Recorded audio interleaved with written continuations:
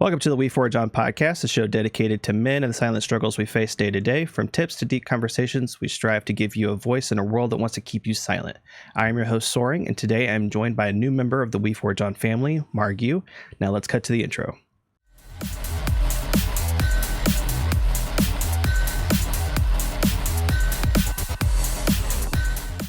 Welcome back. So today's episode is going to be a broad discussion. Both my son and Marrgyew's son has autism. We're both parents and we both delve in content creation. So today I wanted to do a general chat about the successes and struggles that we both face in those areas, and if there's any tips or advice that we can pass on to the audience. But first off, how are you, Marrgyew? And then go ahead and tell us about your community. Hey gamers.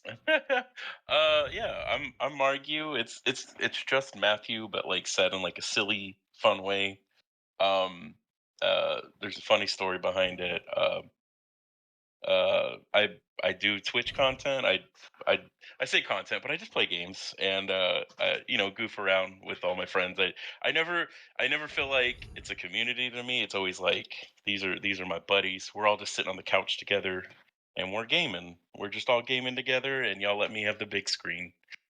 It's very cursed and '90s style over there. That's kind of my vibe. So the vibe that I get with your PNG tuber is like the Garbage Pail Kids. I remember Yeah. those old stickers. There was a rat, like there was like a Rat Pack version of it. Like it was a bunch of rat characters and like hot rods. That was another Yeah. one that was very, very gross. I remember getting those stickers in the laundromat.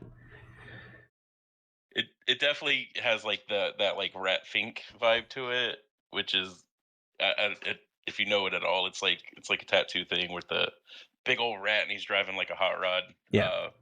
It's funny because my wife did actually do like a ghoulier rat fink version of me for Twitch for Halloween, and it's pretty epic looking.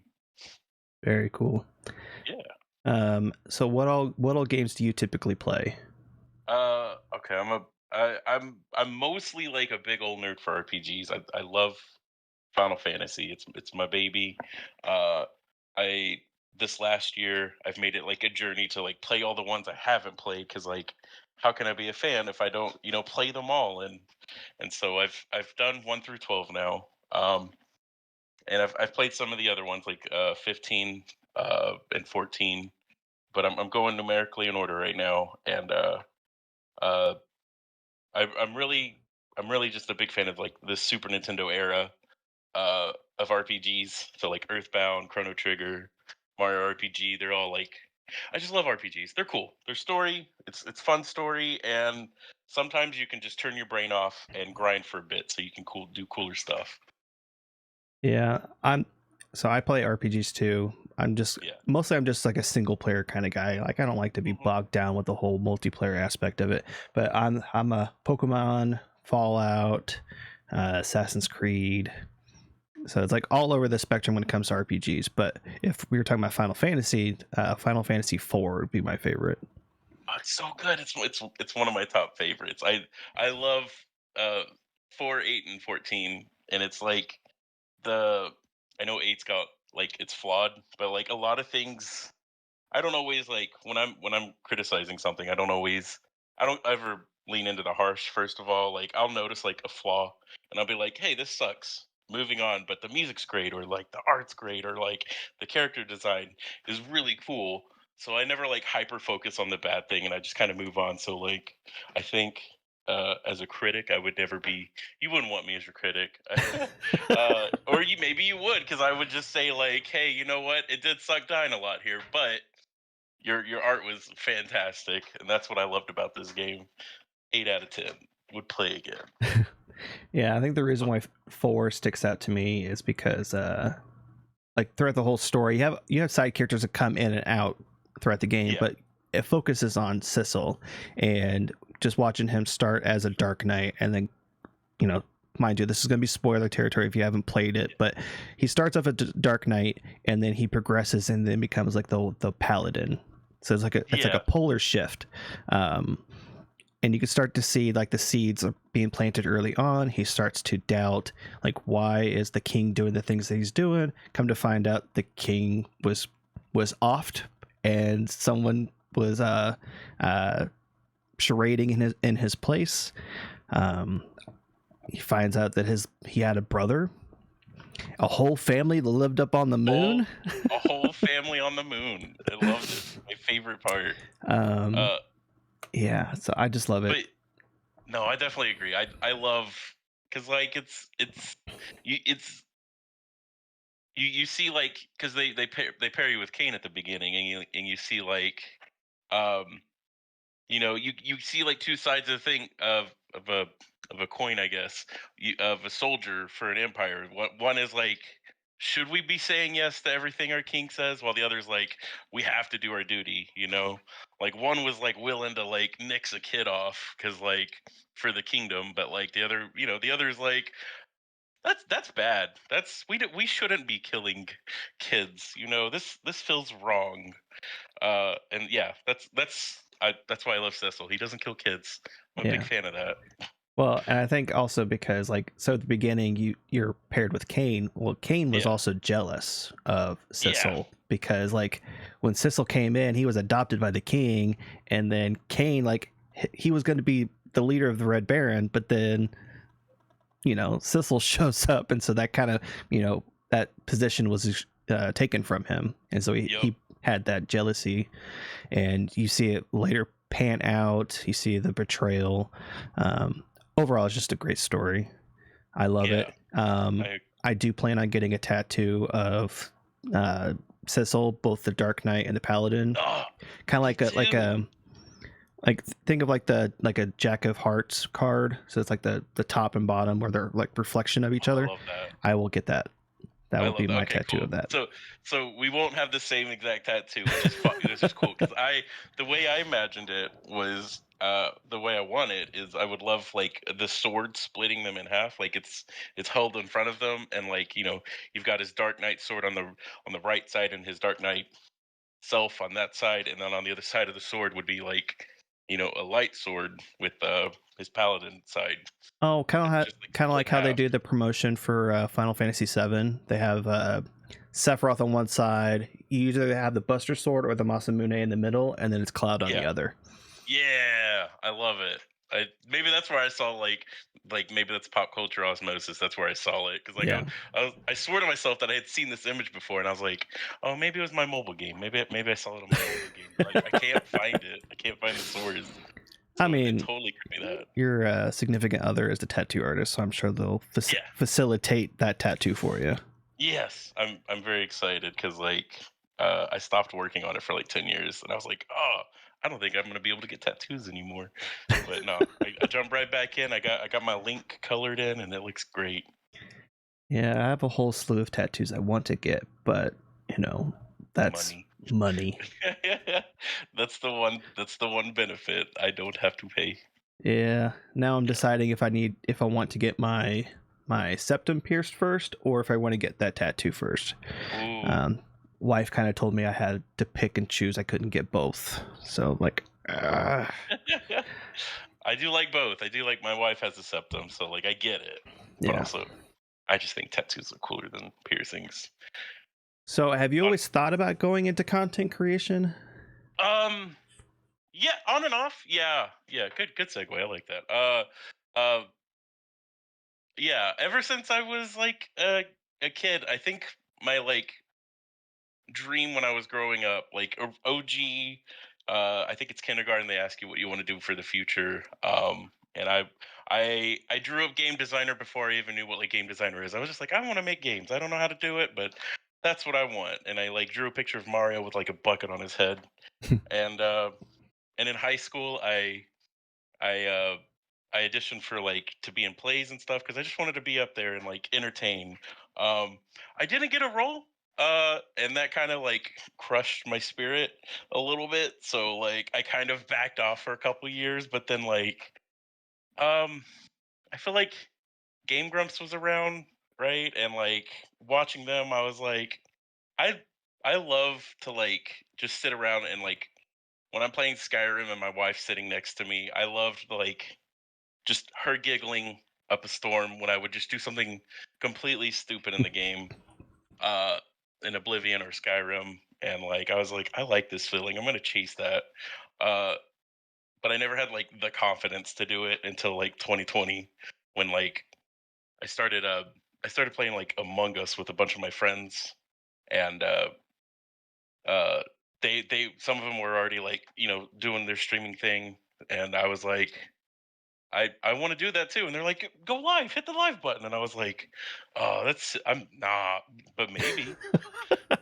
And then yeah, I just kind of I started with Last of Us, and like on my PS4, and then I like eventually like moved to computer and like opened up OBS, and yeah, here we are. Uh, so yes, the answer is yes. I'm sorry, I completely dove deep. No, you're fine. But yeah, no, I've always wanted to like make people laugh. I don't think I'm like clever enough to like do straight up comedy. Like some of my friends are actually like in that field, and I'm like, I don't know how they do it. I think they just write stuff down all the time. But I don't know. I don't think I could be always on like they are. So like little 8 hour spurts is me. Yeah, I think my journey with content creation started when I got my very first laptop, which was around 18. So I'm the oldest of five, so money was always tight. But we were told that when we graduated high school that we would get a laptop. And so that I got my laptop and I started doing digital art, and for a couple of years, I would maybe get a commission here and there. It wasn't like enough that I could live on. Yeah. But then it was around like 2019, about to be 2020. We were thinking about what we were going to do with our tax return, and I asked my wife, I said, "Hey, can I build my PC? Like I've been wanting to build a PC for the longest time, mostly because I was watching like Jay's 2 Cents and Linus Tech Tips, and they were constantly building PCs, and I was getting FOMO. Like I want to build a PC. I want to be a part of that. I've been using a laptop that barely ran some of the games I wanted to play, so I wanted a PC, and so I was able to build my first PC in 2020. Thankfully, before things like everything hit the fan. Yeah. And then because I got all the parts ordered like February coming into March, and it was right towards the end of February is when everything started going downhill. And then my wife was like, well, what else are you gonna do with this? Like you can't just play games on it. It's like, oh well, I can stream. And I wanted to try and be more outward. Like I'm a very introvert person. I wanted to be a little bit more extroverted. I wanted, possibly build a community, because it was around that time that we were also starting to watch people that streamed on Twitch. And we were like, I was really liking the community vibe.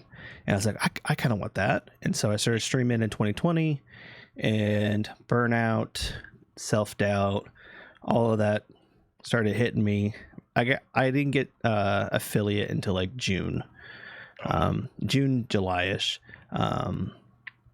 So yeah, and so it was kind of been off and on.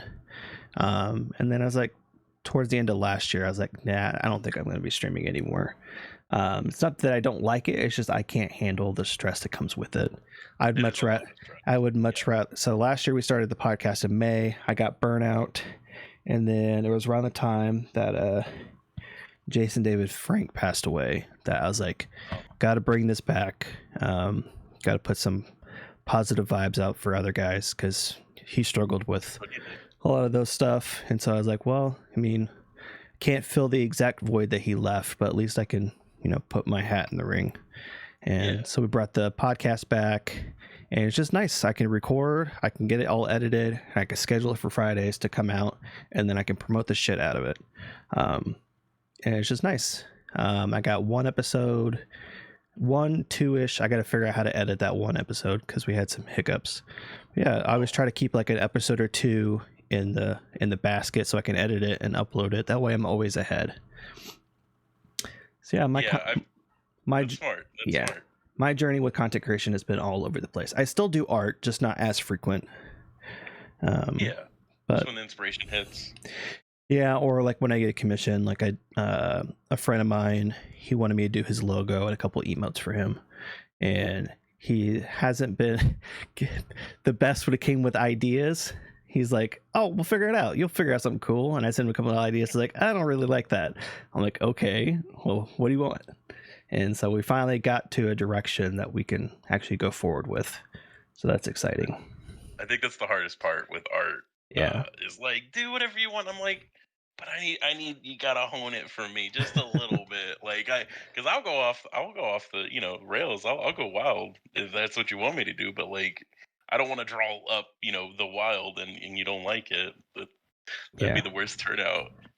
So speaking of art, you do something really cool with your streams. Is that you customize your PNG tuber? Uh-huh.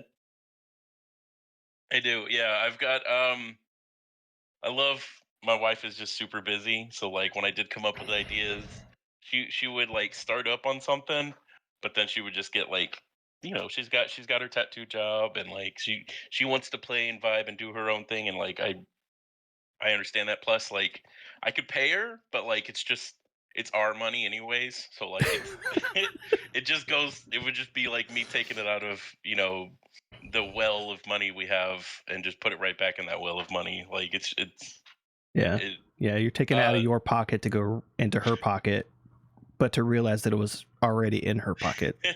yep, exactly. So it was like there's no incentive for her to like actually ever draw something for me unless like it's my birthday or it's an anniversary or Father's Day or something like that, where she's like, "Well, this replaces a gift. I don't have to." So I got to a point where I didn't want to wait anymore. So I was like, "Okay." I did a charity stream, uh, um, and this time last year actually, and the redeem was I'm not good at art. But I will take my mouse and I'll open up MS Paint and I'll draw to my best ability and like people vibed with that and then I was like April Fools is coming around and I was like it'd be funny if I just drew my PNG tuber but like in MS Paint art and it just kind of built off of that and I was like wait, I can dress them up, like I can go real wild with this now and that's kind of how it went. And so like I think I've got like over 25 different PNG tuber dress ups and like just growing every day when like somebody in chat gets to that point redeem where they can like redeem to dress my avatar up. Yeah, that's pretty cool. I think so how I met you was tier rated into you, Here, that's right, and that's right. I just vibed. Like I was like, this is cool. I'm just gonna sit here and just have fun. And I came into a couple other streams, and then I also participated in one of your community nights, and it's just a vibe. Yeah, awesome. I love to hear feedback. I don't really get it often because like everybody just becomes buddies with me. So like I'm always like, oh, they just don't want to say anything bad. But like so it's good to hear, from somebody newer that like it's just a vibe because like I don't know. There's definitely like you were talking about, there's the stresses, like the imposter syndrome. Oh, for sure. Yeah, yeah. So it's just like, if am I doing something worth people's time? Uh, should I? I don't want to waste people's time. I want them to be comfortable and happy and vibe because that was like my original desire for them. Um, so like I think you just gotta like push past it. Is the like the advice I could give for anybody like starting. You just keep going. Like if you're having fun, like base, like starting up the stream and you're like, I like playing my game and sometimes people stop by and talk to me and that's really nice. Like it's, then keep chasing that. But like also if if it is something that's like bringing you stress and like it hurts you and makes you sad like 80% of the time because you're like looking at numbers, Hmm. then maybe don't do it. You don't have to do it either. Like I don't. I feel bad because like I think people look at their numbers too often and like people will come. People come for like the game. I always say this, like people will come for the game you're playing, like Xenogears, or if you're playing something classic and they connect with that game, but they'll stick around for you. And that's like those are the people you want. You don't want big numbies. You want people to talk to. That's for me anyways. That's what I want. I want fellow like-minded gamers enjoying what I enjoy, or at least showing them something that I enjoy, and maybe they'll pick it up one day. Yeah, I kind of wish that by default that your viewer number was hidden. I Yes. think like especially like if you're just starting and you're before affiliate, and then maybe even when you are affiliate, I think that part should just be hidden. Like the only Yeah. time you should know about it is when you get the summary at the end. Yeah, that exactly. And honestly, that's kind of how I have it. I mean, if there's a number option in OBS, I don't know where it's at because I don't see it. Um, but I know a lot of streamers have like their own personal Twitch page pulled open so they can like look at the comments from there. But I Yeah. don't have it set that way, so that's I guess that's my savior is because I Well, don't have it on OBS. yeah. So I have two monitors, and usually I would just have like the creator dashboard in the corner, Yeah. just so I can keep track of like because it'll let me know if an ad's playing. It also will let me know, like I could figure out all the settings, how I want things to be displayed. If I need to do a poll, I can click a button for it. If I need to run an ad, that way we don't have like pre-rolls for new people coming in. Yeah. But other than that, That's I very rarely annoying. check it. I don't have that open. That's what I need to do. I see. I'm not perfect. Well, But, thankfully, with if you have a Stream Deck, you can set some of those things up to display on the Stream Deck. oh, I do need to get one of those. Actually, I don't even have one running. I need to get one. But yeah, no, it's definitely it's fun. It is fun doing content creation, man. I do like I do like making stuff. I'm trying to like learn how to edit and stuff so I can like put like funny compilations up on YouTube of like the good chunks of moments that happen, not the quiet.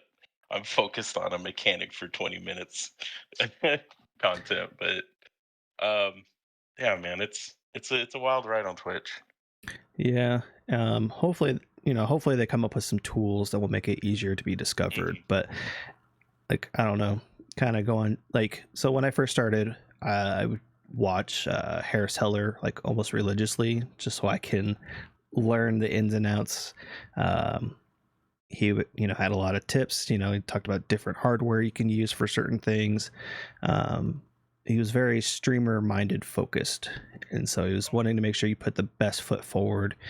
And yeah, so he would always talk about doing like the revolving door. If you want people to come to your Twitch, you got to put content out there elsewhere, whether it be Yeah, YouTube, Instagram, whatever. um, I don't know, but doing things solely on YouTube has been interesting too.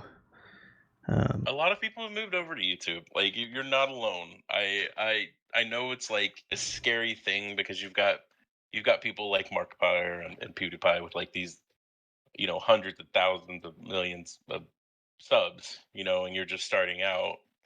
yeah. But if you've got a nice niche, man, like that's what they always tell you, man. Is like find your niche and just roll with it, run with it, and people will come, people will show up.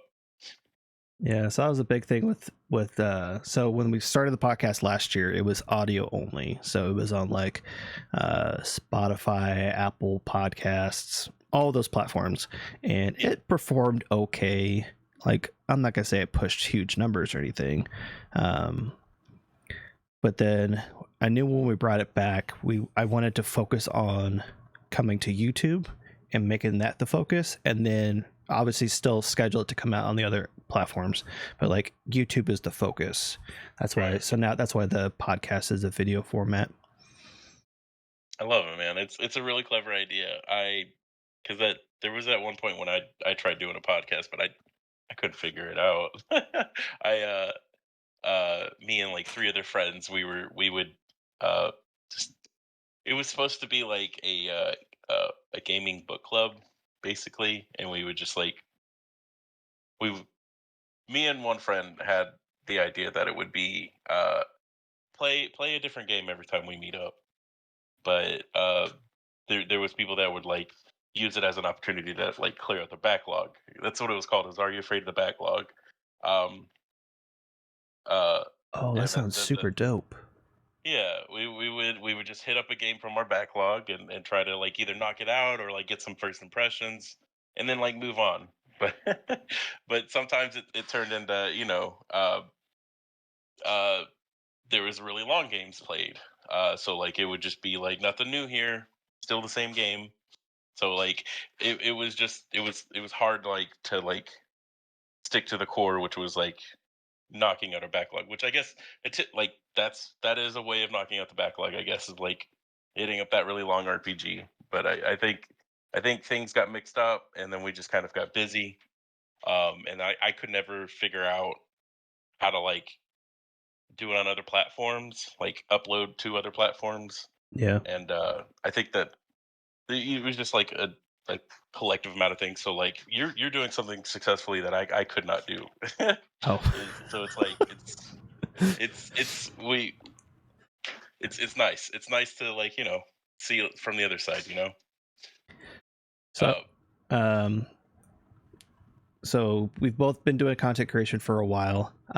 Is there like some successes that really stick out to you that um, I don't know whether it be like a feeling you want to continue to chase, or if maybe if it was like a interaction that you'll never forget about.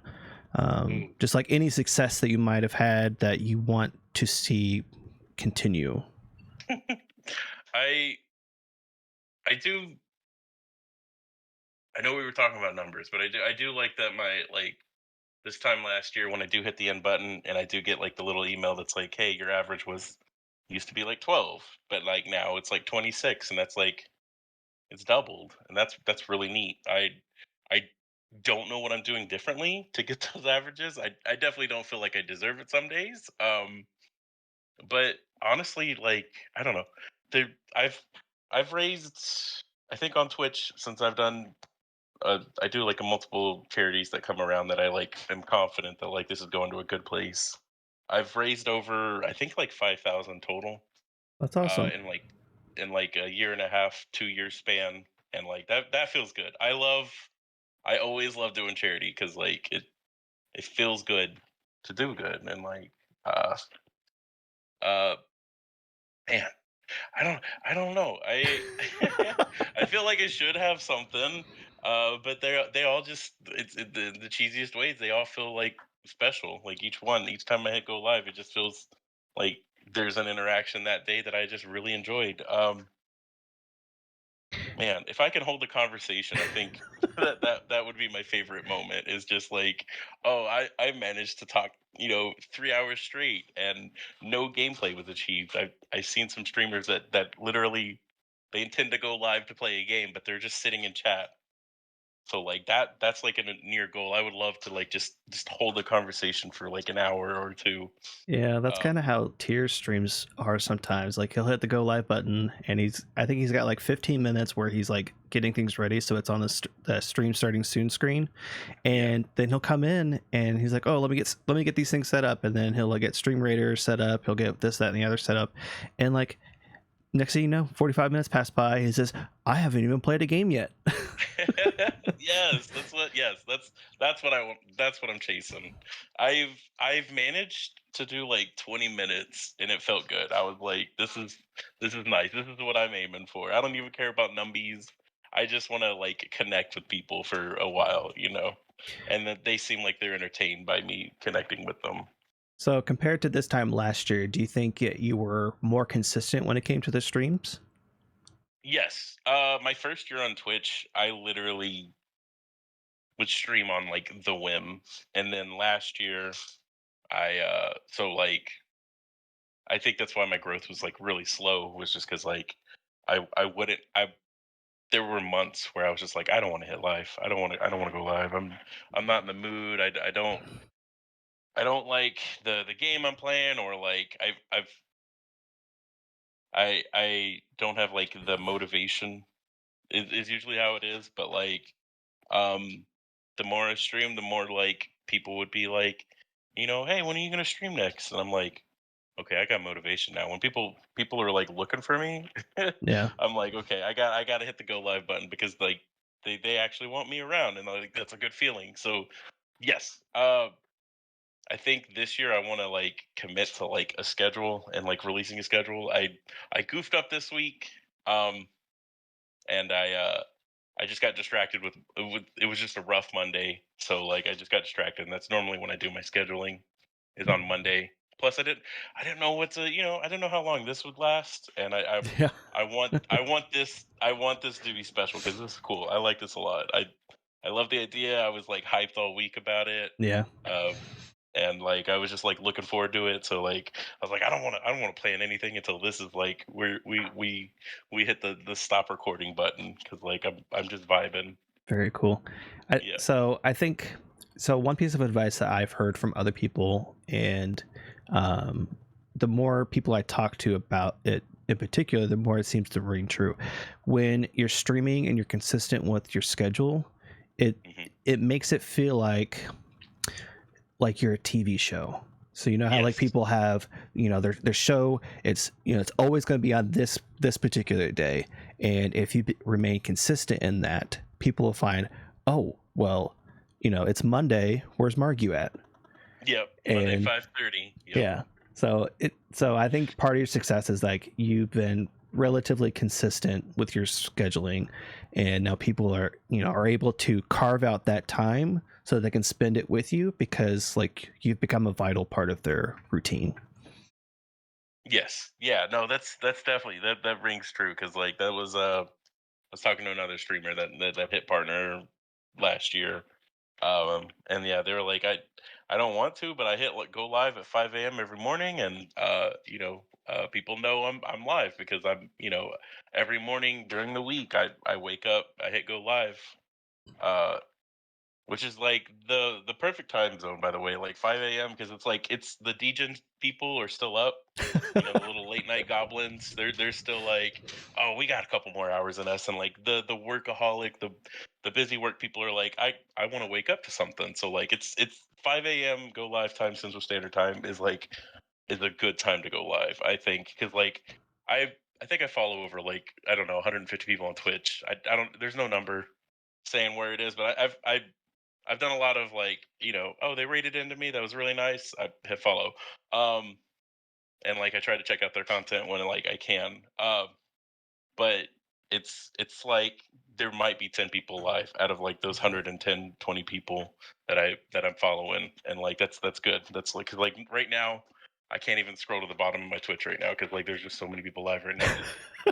So like it's not a guaranteed. I'm not saying like hey you go live at 10 a.m. or 5 a.m. you're gonna get success, but like there is definitely like there's times when you're like oh there's nobody live right now. This is probably I can make content for this hour slot. Yeah. Um, but yeah you were talking about earlier like finding and like discovery, and like that's another thing that me and my buddies over on my uh, Discord and Twitch. Like when you come in, you're like, hey, I'm really close to affiliate. Like we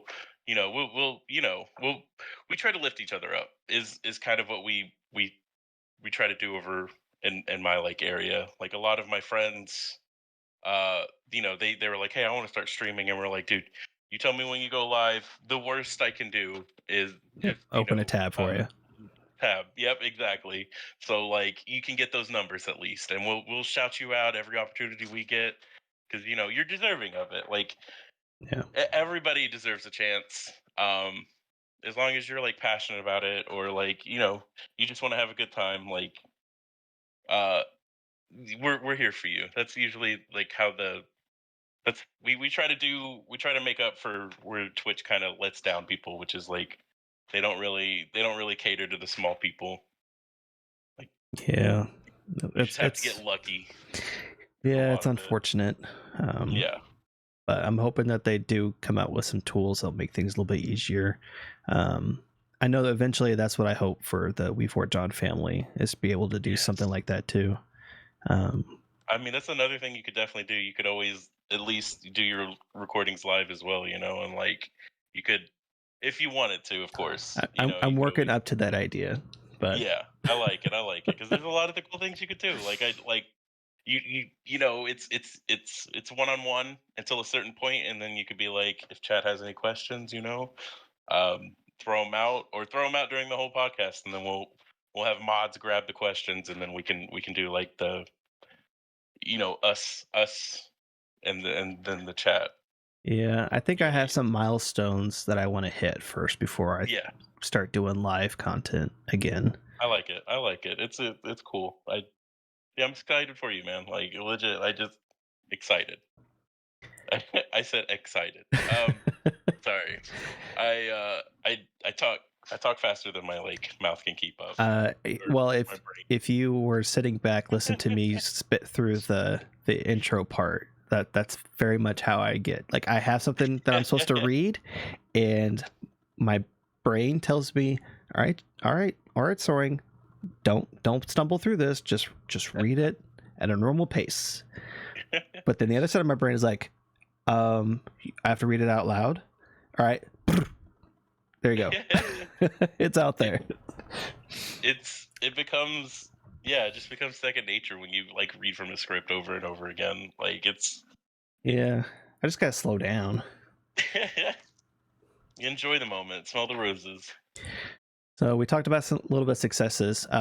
Has there been any like struggles or like a particular thing that you really flubbed on that you would want to learn from, and hope that you can pass that on to other people to learn from it? Man, I think like I said, I think the big thing is just don't look at your numbers because like that was a don't look at your numbers and like don't compare. Like your friend might be more popular than you or successful or their growth rate is happening faster than you. Um, but uh, maybe they're doing something different. Maybe it's not like the same content you do. So like I learned to like not compare. I think was like a big struggle for me because like I I want my friends to be successful. If they can grow and be partnered, um, in 1 year span, like that's incredible. I love that. I want that. Um, and so like it was a lot of like understanding that like we don't make the same content. We don't have like the same audience. Yeah, your niches are different. Yeah, it's different niches. Yeah, exactly. Um, and yeah, I just got to keep putting myself out there and uh, just take it day by day. That's kind of what I've been doing. Is like if I feel like I'm getting stagnant, I try to think of like three new things that I can do differently, and like I'll try to implement them. Like recently, I added a text to speech bot to my channel, and like Oh, I love the little dude. Mr. Saturn. Mr. Saturn, I love him so much, man. I have so much fun because, like, anytime I feel like I want him to say something stupid towards me, I'll plug it in because, like, I have him set to like every 5 minutes he'll say something randomly from like a pool of stuff. If chat's Gotcha. not using the text to speech, he'll say something randomly. And Did you save so your if I'm game? yeah, did you save your game? That's definitely a very important one. uh, but yeah, I really like that question. It was a good question. They've Um, all been good, but like that was a good one. I think for me is, so when I was doing streaming, I'd let the numbers get to my head, Yeah, and like, and I'm sure my wife can tell you, like, she'll be like, she'll be watching other streamers, but she'll also have me pulled up too, and you could tell on camera when I went and glanced at my numbers, because like my whole attitude changed.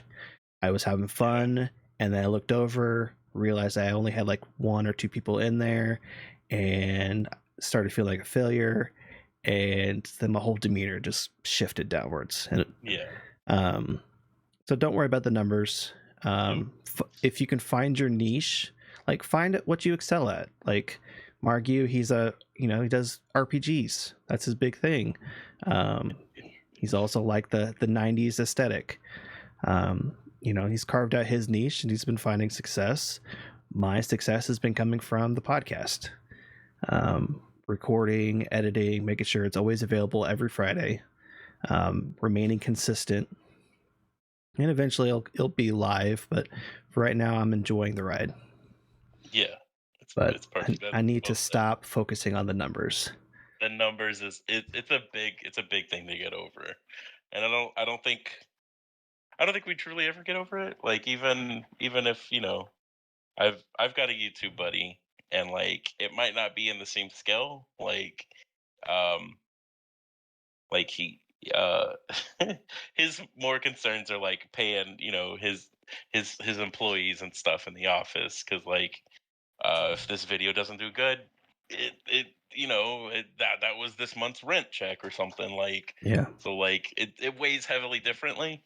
Like I would love I would love to pay rent with like the money I make on Twitch, but like right now it's just money I try to put back into the channel if I can. Or pay like a bill that got away from us, is kind of how it breaks down. Yeah. Is there anything else you want to say about content creation before we shift over to parenting? Um, that's a good question. God, these are all good questions. I like it. I'm Just learning.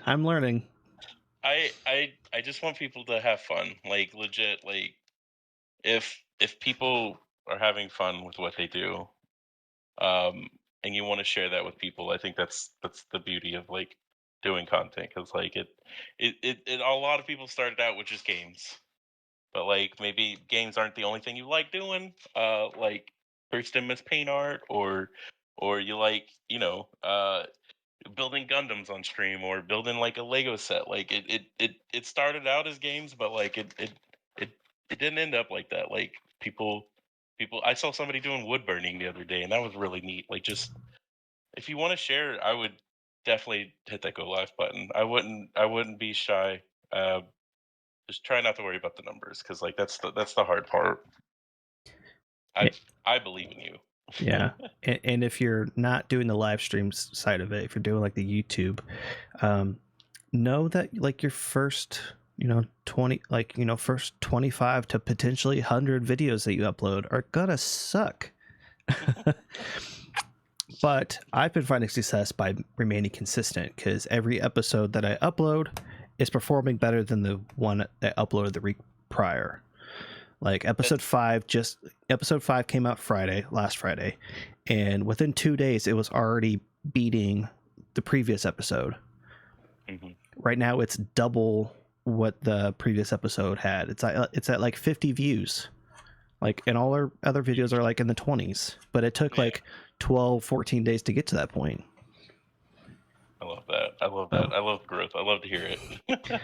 All right, parenting. Oh. So to segue into this, so I live in the Midwest, Kansas City to be exact. And in 5th grade, there was this program called DARE. I don't know if you've heard of it. It was like an anti-drug thing with the police. They would come over and they teach you, like, don't do drugs, kids. But at the end of the program, they had this essay that they wanted you to write and talk about, like, what would you want to be when you grew up? Everyone in my class, like, I want to be a police officer. I want to be a firefighter. I want to do this. I want to do that. And I was the only one in my class that I just wanted to be a dad. Oh. That's what I wanted to be. I wanted to be a dad because I wanted to be better than my own dad. Not trying to be heavy, but my dad was abusive early on in my life. And I never wanted that for my own kids, which is why I wanted to be a dad, so I can show them what a true dad was. I love that for you, man. I love that you wanted to prove something. I hate that. I got to read that essay aloud to my whole class. We had like an assembly, and parents got to show up, and I got to read my essay saying that of all the things I could be, I want to be a dad. And in 2011, I got to be a dad to my son. I think I was 20. I was turning 22 that year. And yeah, so it's been awesome. I've been a dad for 11 years. I would never trade it for anything in the world. It's the best And feeling. then It really is. my second kid was born in 2012, and I love her to death, but she tests me so much. Yeah. Her No, sassiness rivals that of her mom, oh my and goodness. that's a struggle because I can't tell my wife no. I've never been able to really tell her no about anything. Ever since we started dating, like I don't know, I just feel bad when I say no, and my daughter's starting to Just pick want to up make it on happen. that, and so now she's starting to exploit that a little bit. No. But it's all I right. I love my kids; they're both awesome. But I think here, I gotta ask my wife real quick. But I gotta figure out when he was diagnosed with autism. When was he diagnosed? He was 7. So haven't. when my son was 7 is when he got diagnosed with autism. So it's around Um, kindergarten, right? yeah. I don't. I wish I could tell you what signs we started to notice, but like we knew that he wasn't like the other kids. Yeah. There's just something like different about him, not in a bad way at all. Like far Mhm. from. In our house, his autism is a superpower. Um, we don't look at it as a disability. We don't look at it as something to be ashamed about. It's it's part of you. You can't change that. So embrace Yeah. it. Um, so okay, so when did you become a dad? Okay, so 2014. 2014. I had to think real hard. I was like, okay, he's 9 now. Minus 23, 2014. Yeah. I'm really bad at like the numbering like down to the moment. Like I don't know when parents always say, when they have the newborn and they're like, "Oh, he's 22 months old." And I'm like, he's a year and some change." Oh, he's uh 20. He's 24 months. Just say he's yeah. 2. Just say he's 2. But yeah, he's a little firecracker. The same thing. I always wanted to be a parent, but like I I feel like I don't have a lot of like luck. Like if you watch me play video games, my RNG is garbage. I have probably some of the worst RNG and like gaming history. But I lucked out on like three things at best, three things in life. I my son, he's amazing. And my wife, she's very talented and cool. And then like my dad, I had uh I had a dad that took anyone in. Like anytime like a kid in our like vicinity like was like suffering or like needed help, he would do anything in his power to like help out. Like he raised, let's see, I have a bunch of half sisters. But he helped raise them even though like he had no like blood connection to them. He was just like a single dad who like when uh when he was I'm also getting dark here. I'm sorry, but like I want to talk about my dad for a second because like it's the reason I'm like I It's don't all know. right. I don't think I'm half as good as him, but I'm sure others will say opposite. But like he uh he would when because they were divorced, my mother and my dad. When we weren't at the house, we were with our mom. He would have the like power turned off, so like he could save money. So like anytime he needed to like do something like special or like um anything like helping wise, he would have that money because like he would work so much that like the only reason he'd be at home anyways is to like sleep. So like why have power? He doesn't need power. So like he would turn the power off or like his phone off or like he he would just do everything in like his power to for his kids and like Yeah. and I took away from that and like at a young age I wanted like the four the I wanted two girls, two boys. Like that was like my dream. Uh, but uh, uh, I had Alex. And me and my wife like looked at each other like first year in, and we were like, "We're good, we're done, we're sold, we're we're closing up shop on that. We don't need more than this. This little fella is like he was just he was an explosion, man. I don't know how to like I don't know how to put it into words, but he's just like it was being a parent is hard. It's never I don't know if it's easy, then y'all are like rock stars. But like, it was never like a moment where it was just like I I always felt like I was doing something wrong because again, comparing. I think don't compare when you're streaming. Don't compare when you're a parent because kids kids kids do different than other kids. Oh, that just reminded me of a TikTok I watched earlier. Well, Yeah, so first is comparing. A yeah. quote that I always say for comparing is that comparison is the thief of joy. Oh, I love that. I love When that so much. when you're always comparing yourself to others, you end up not being able to take the joy that's already present in your life. Yes. I wish I had that Mercedes. Well, just be happy that you have like a Ford Focus. Honda Like, Civic. yeah, like people always want to keep up with the Joneses, but you're never going to be able to keep up with them. Yeah. You just got to be content with what you got. Um, but the TikTok that came to mind was it was a mom that was talking about like um, if you're worrying about if you're being a good mom, know that you are, because a bad mom will never question if they're being a good mom. Yes. And the same Yes. goes for dads too, but Yep. just in particular, that TikTok was talking about moms.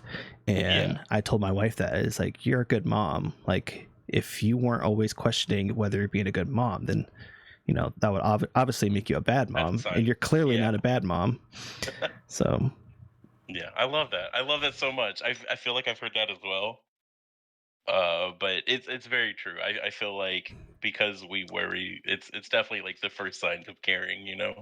We don't uh we don't want our kids to be sad or we don't want them to fall behind in school or be alone and like these are things that like haunt me all the time um is always like worrying. Um, but I think my son was around the same age. If we want to get back on track, yeah. um, uh, it was 7. My wife is more observant than I am. Like I noticed like little like he would act. He would react in ways that like I have at least 10 nieces and nephews. Like there's too many to count. I have a bunch, and like I've helped raise a bunch, and like again, there's that comparison thing. So like I didn't I've never I didn't notice this with a lot of my nieces and nephews. Um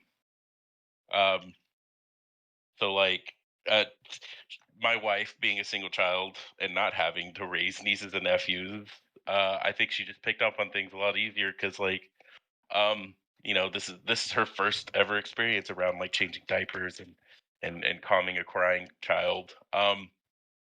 So like when kindergarten started, like the teacher hit us up with like, hey, uh he doesn't like loud noises. Like that was one of them that we knew. Like we knew he just didn't like react to loud noises very well. um and he has like some other signs that we want to test him for autism, and we were like, I don't know. Back then, to me, it was like the scariest sounding thing ever. Were you And hesitant to get them tested? oh no, no, anytime that like like because what is the test gonna do? Like either he's gonna like he's either got the thing or like he doesn't have the thing, and like if I didn't get him tested, then like there would always be that thing in my mind, like, does he have the thing?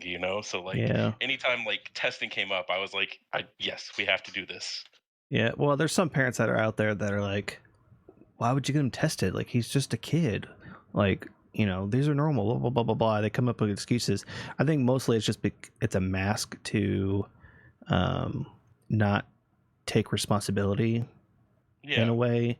Um, so your son was around 7-ish, Hmm. Hmm. um, when he got when. So did you get your diagnosis right away, or did it take a Uh, while? they did they had a counselor come in and do like the initial test, and like they were like, okay, he does have like signs of autism. He's like barely on the spectrum, but he does he is showing signs, and like we're gonna observe him for a year, and like we'll come back to you, and then so every year we get like a little update thing.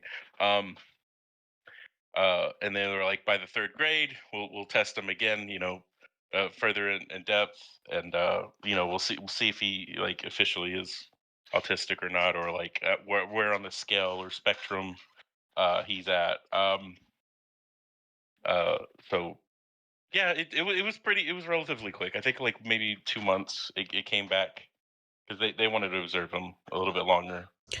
Yeah, I know for us, um, we did receive a little bit of backlash from the school. Um, Backlash.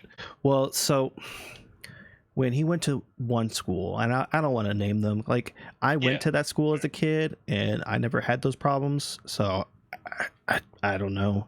But also, when I was a kid, autism wasn't like something that was routinely tested for or people knew what the signs were. Mhm, mhm. Um, so the teacher would always say that would just say that my son's just a bad kid.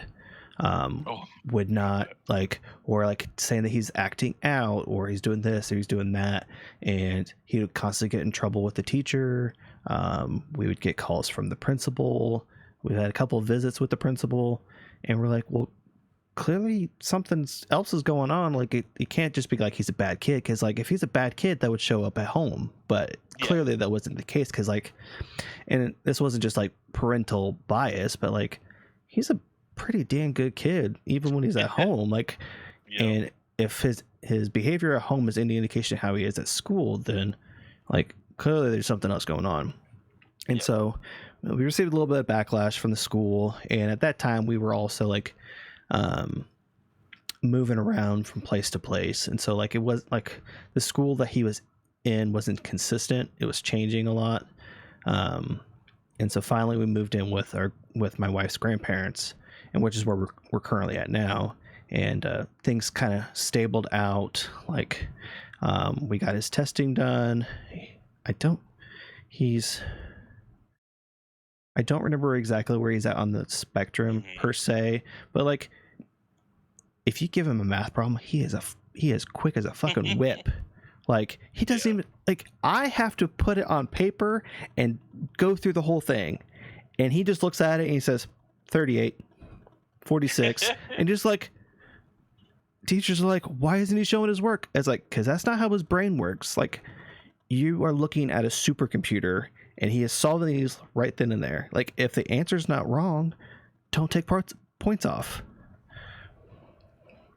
Yeah. But yeah, like Um, he would get in trouble for that. Like he wouldn't show his work for math because like I did it in my head.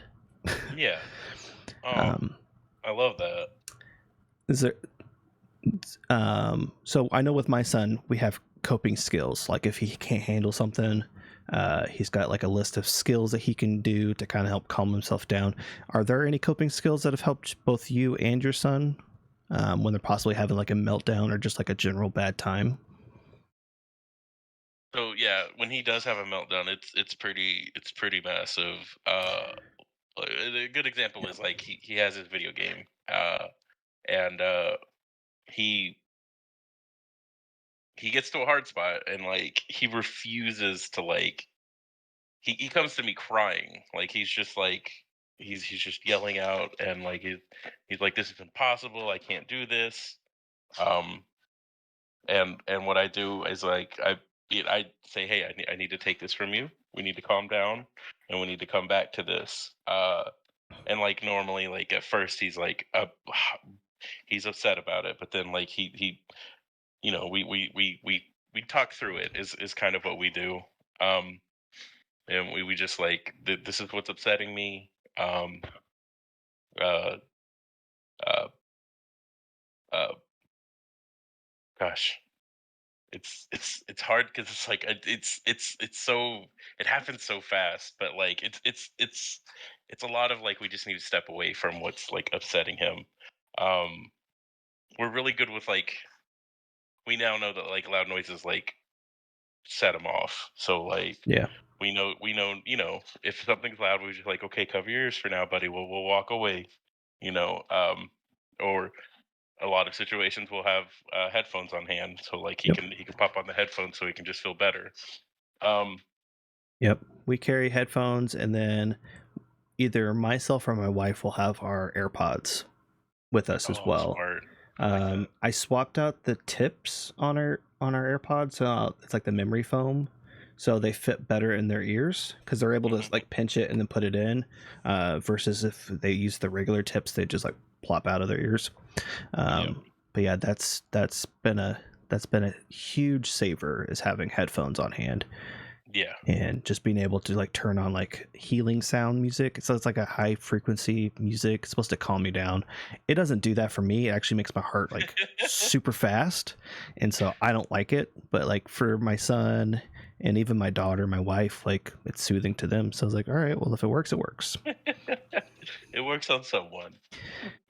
But yeah, it's a lot of um it's a lot of just like helping him understand that like this isn't the end of the world. Like when he's got, because he always thinks that. He always thinks that's his like thought process is he goes straight to like he can't do a thing, it's impossible. I'm like you can't just like right off the bat, say that's impossible if you've never tried it. And like the only way to get better at it is like to practice. Um uh it's gosh, I don't Yeah, know, man. I it's a lot of like trial and error to figure it out like is, it's so what much. works and what doesn't work. Like we used to do like, kind of remove yourself from the situation and like count down from 10. And my son doesn't like that. He's like, No, no, no, no. no, no. Um, so we have a list of things that he can do. Um, he really likes Undertale. And so like if he's like super stressed out, sometimes like so I drive him to school in the mornings, and then Mhm. his my wife's grandma will pick him up and bring him home. And so like on the way to school, if he's really struggling, like sometimes I'll have him hum Megalovania because that's his favorite song because he loves Sans. And so like he'll hum Megalovania, and sometimes like he'll just play lo-fi in his room. He's got a Google Home, and so he'll play some lo-fi on there if he's got to clean or whatever. Yeah, so it's like a lot of trial and error figuring out what works because not every like we are all 100% unique. Mhm, So what mhm. works for me doesn't work for Marrgyew. What works for my son doesn't work for Marrgyew's son. Um, so yeah, it's a lot of trial and error. Just kind of, it's not the end of the world if you don't get it right the first time. That's so true. And it's very like it's good to know like you're not alone because like sometimes there are like similar situations like the way like my son would act, and I would talk to my friend who also had like an autistic child, just 1 year older, and he was like my kid did the exact same thing, you know. So like you're not alone. I think for parents to know because like I feel like that's a very stressful thing to cope with is like I always felt like I was doing stuff wrong. Like I was letting him down because like he would have like he would have these moments where he's just very upset and like he would scream and yell um for you know whatever he's like interacting with. And it was just like why is he yelling at like this, but like it's just something set him off, and like it's just like you gotta become Columbo basically. You gotta figure out what it is. Uh and just do your best. Like just keep doing your best. Don't give up.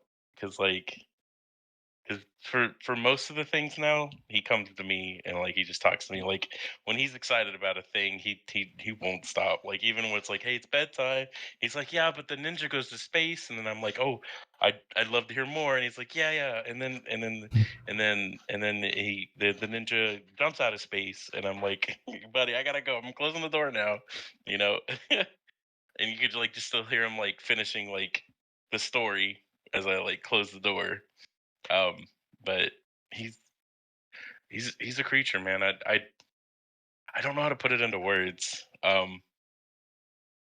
But it's definitely, I do know that there's struggle. Like I definitely know that. Um, and I think getting through it is just we try to talk as much as we can. So Yeah. like even if he's shutting down, we still try to talk, get through that shell because like he like puts up a defense and like he doesn't want to like communicate back. So we try to like give him some space. Um, and we try to take away the thing that like is upsetting him. So like if it is his game or if it's television or if it's a toy or if it's a project, we just like, hey, here's some music and we're gonna take away the thing that upsets you. And that's kind of how we get him to like get back to like a good state or a state where he's not upset. Yeah. I think the one struggle for me in particular is like seeing my kids struggle with something that I don't also struggle with. Yeah, Like I don't have autism yeah, in any capacity. I would say that I'm relatively normal.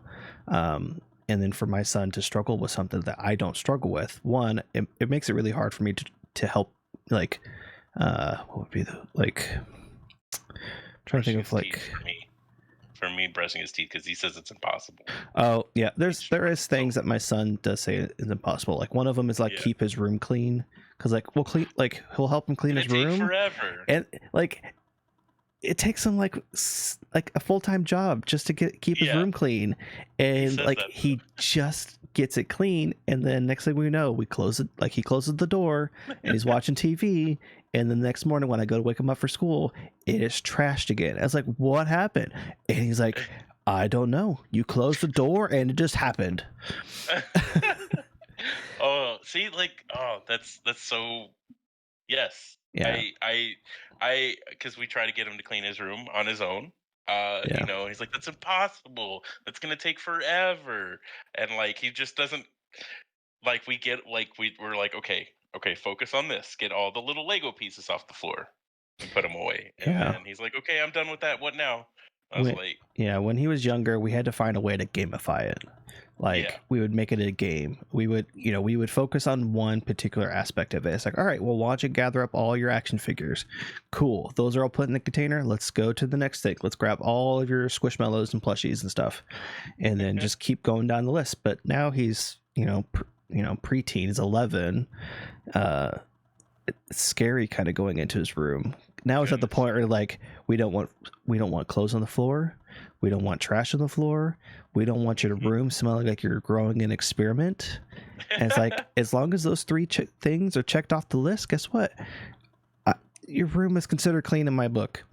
I have an extra rule. I told him that, like, because we live in the basement, like I want his room to be clean enough to the point where like if we have to like evacuate in an emergency and he's not, as long as he's not tripping on something, then it's considered clean in my book. Yeah. But that's, if we were living upstairs, it'd be a little bit slightly different. But because we're in a basement, like the more time you're spending trying to get out of the room is less time you have to survive. Like, especially in the case of a fire. It's so smart. I love that. I might have to imply that a little bit. But yeah, But yeah. yeah, every day has its own challenges. Like for him, for school, like he's quick as a whip. He's super smart, but he's terrible at turning his schoolwork in. Oh, really? I he And we're like, Alex. why? And he's like, well, it's done.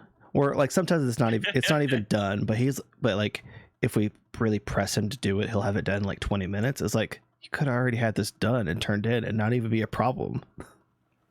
I love that. I God, I I think I don't know. He definitely can do stuff. He just doesn't want to like you say show work. Uh, I think there's a lot of like he I don't know the methods they do at school to like teach him to do stuff.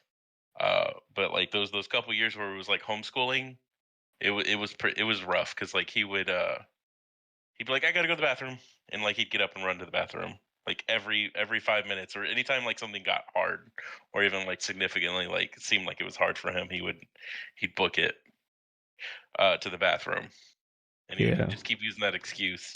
My son does To that too when we ask him to do a chore. Okay, I'll get it done. I just got to go to the bathroom real quick.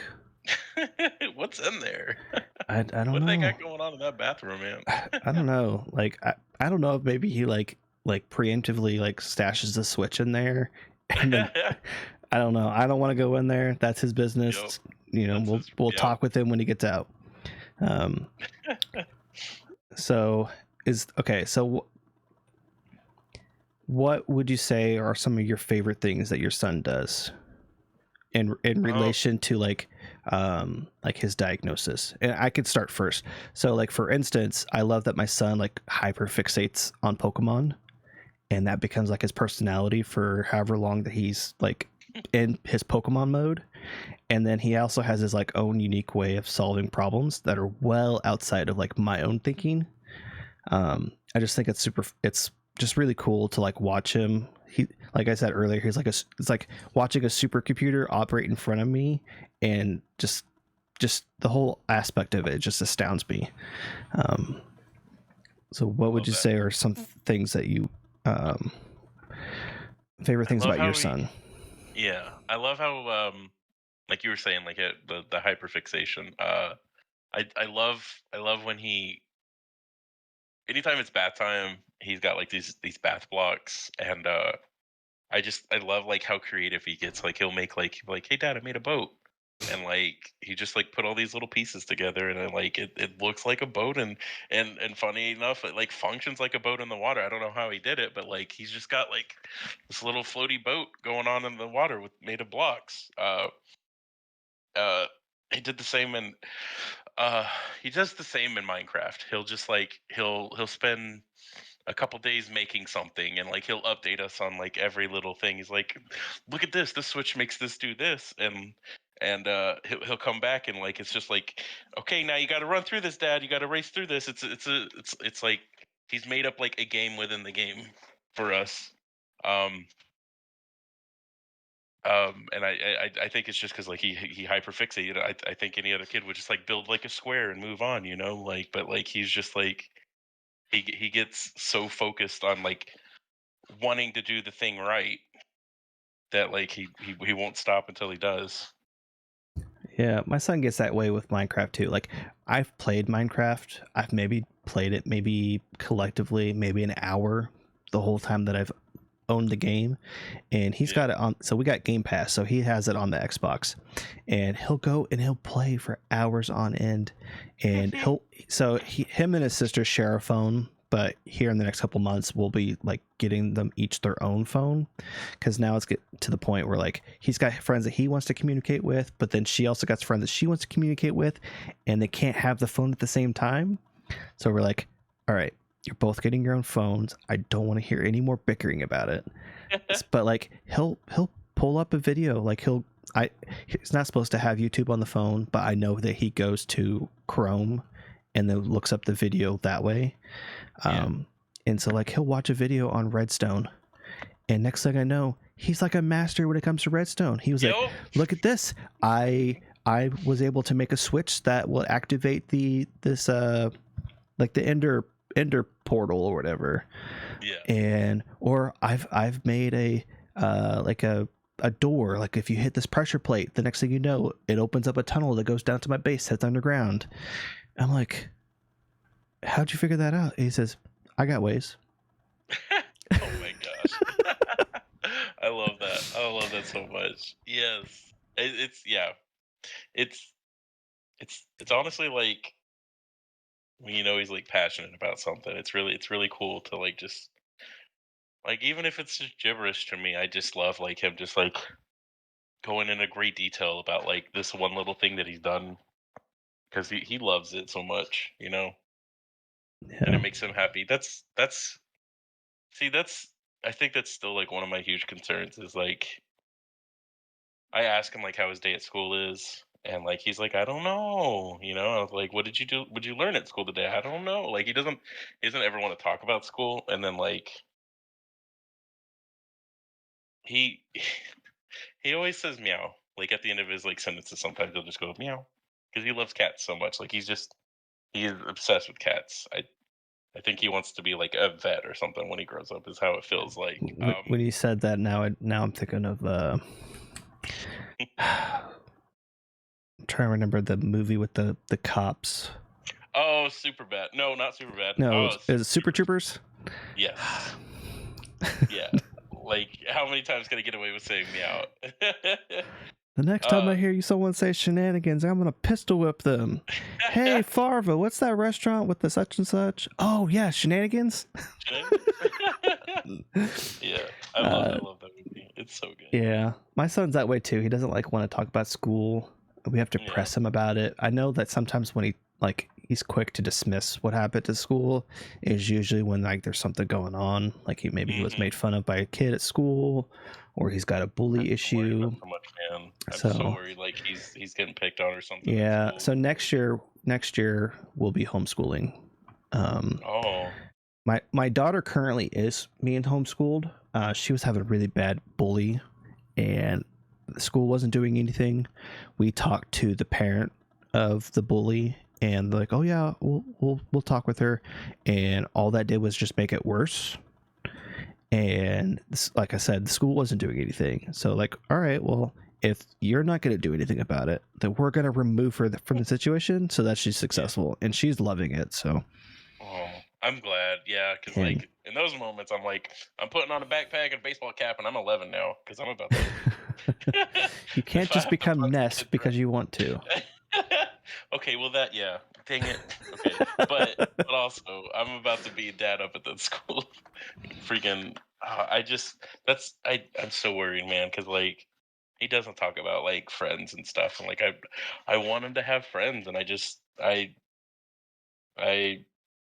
I don't know. He never talks about them. Like, like, I ask him, like, like, "Hey, who's some of your kids at school?" And, he when I was doing Valentine's Day, he was like, "Hey, I wanna do something for Valentine's Day," instead of, like, getting, like, the Walmart cards and stuff, like, he just started drawing up pictures of cats, and he was like, "Oh, yeah, Darnell is allergic to cats. I'll draw him a dog instead," and, um he had all, like, this knowledge, but, like, he never it's, like, knowledge he's never shared with me, like, it's always so, like, it just came out of, like, left field that he, like, knew, like, this one doesn't like cats, this one's allergic to cats, when, like, he never, like, shares that info with me, you know? Yeah. So, like, maybe he does have friends at I don't know. I worry. It's the dad thing again. I don't want my son to have a bad time. Like, I want him to Well, learn. clearly you're not a bad dad, because if you were a bad dad, you wouldn't even be thinking about these things. It's so true. Is there any final remarks, like something that you want to like, something that spoke out to you that you want to tell the audience, or I don't, Um, I'm terrible at this YouTube thing when it comes to finishing it. love if you have a kid, just show them your love. Like just do everything that you can, and that makes you a great parent. You don't have to buy them the world, even though you want to. Um, they're not a chore. Like it's you brought them in, so like take that responsibility and love them no matter what they are. Like it's just uh, there's gonna be hard days. It's just bound to happen.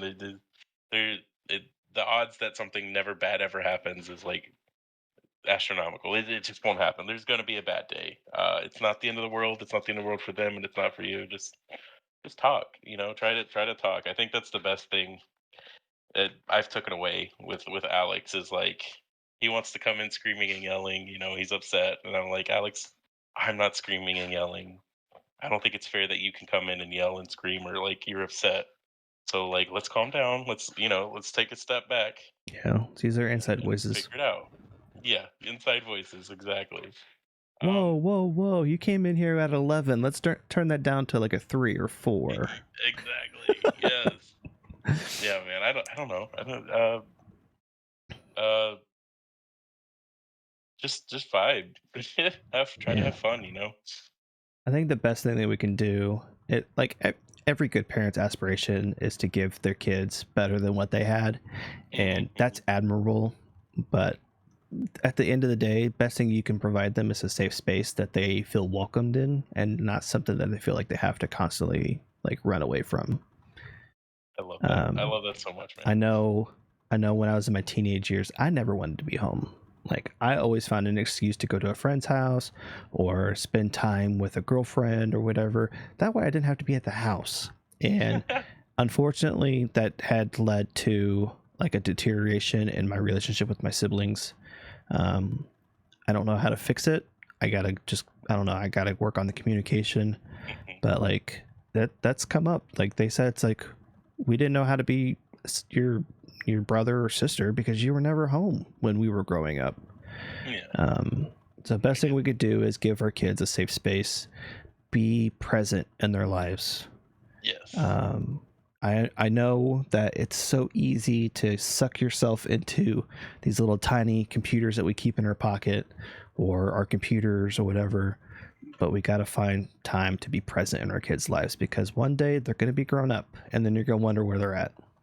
It's that song. It's like, dad's too busy for the son until the dad's ready for, to hang out with the son, but now the son's too busy. He's got his own life now. What's the Yeah. cat's in the cradle? Oh, that won't get you.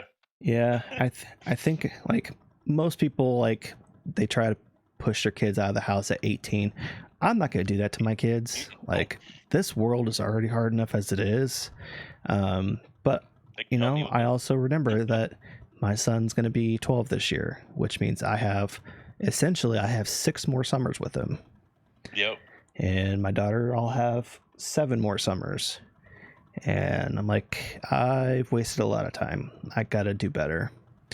So, that's why this year in May we're going to be going to St. Louis. We're going to do a trip out there. It's going to be a lot of fun. We got some things planned, and then in September we're going to be going to Wyoming to go to Yellowstone. So that's exciting. This is something I've never done. Like I never got to do trips until I was like an adult with my parents going to Florida because my mom paid for the trip. So being able to do these little vacations for the first time is really cool, and I hope that my kids will remember it. Oh yeah, definitely. I that's something I want to get. I want to get to that position where we can do that as well. Because like, I think the last time we did something big was we went to Disney World, but that was like all paid by like my mom and her husband at the time. And so like it was huge, but like he was also 5 at the time. I could probably hit. I could yell for Alex right now, and and he come in here and tell me he's like, I never went to Disney World. Like he was 5. I don't. I mean, I guess at that time, we got to make the memories. But yeah, I want to go to Super Mario World with him. Yeah. I think he would explode because like Mario is like his favorite thing, dude, and like if I don't even think he knows that it exists yet. I don't want to talk to him about it. Like I'm just like the moment he knows about it, like that's all that like our goal is now is just Yeah. getting to the Super Mario World. I know. So we originally told our kids that we were going to go to Disney this year because we thought our tax return was going to be a little bit bigger than it was. Yeah. So that obviously didn't pan out. So we kind of like, all right, well, let's compromise. We're going to go to St. Louis. We're going to go to Six Flags. We're going to go to Vat 19 to do the warehouse tour. My daughter will be able to buy stuff while she's there. And there's a couple other places we're going to go. But like, and I told him, it's like, all right, well, we're going to do a savings goal and we're going to go in 2025. Mind you, Super Mario World's already open now. They just did a big celebration just last past weekend, but like I know it's going to be super packed from now to like 2024 because everyone's going to try and get in. So we're like, all right, well, we're going to push our trip to 2025, but we're going to go balling. So we're going to, each kid's gonna have like a $500 spending limit, and we're gonna do all the things. And so That's perfect. we're Hey, gonna. buddy, you can have a juice box. Hey, do you want to say hi? Okay, bye. So, so with content creation, don't look at your numbers. Just continue to be consistent. Find your niche, and eventually the numbers will come. If you got to do the revolving door method, post your content elsewhere to get people to come to your Twitch. And then with parenting, just create a safe space for your kids. Know that not every kid is the same. So what works for your kid is not going to work for someone else's. Don't compare, because comparison is the thief of joy. Yes, I think that's the true word of the day is don't compare. Yep. It's But thank you, man. I appreciate it. This was really fun, dude. you're welcome. So I'll make sure all of Marrgyew's social links will be down in the description. His Twitter, his Twitch, and do you have an Instagram? I do. Yeah. Okay. I'll make sure. I don't hit them. I'll make sure all of those are linked down below. And if you haven't already, please like and subscribe to the channel. Toggle that bell icon to be notified when the next episode drops. And remember, when life gets you down, stand tall and we forge on.